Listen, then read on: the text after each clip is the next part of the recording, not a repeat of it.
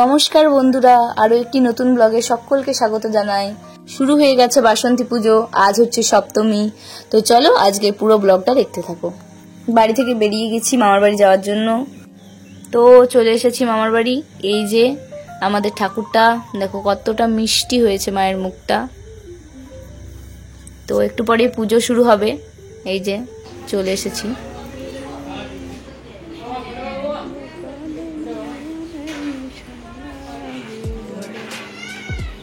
তো এই যে আমরা এখানে বসে গল্প করছি সবাই মিলে।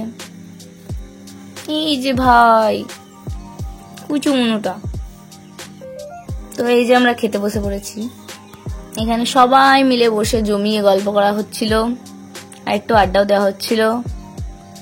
তো ঠিক আছে, দেখতে থাকো।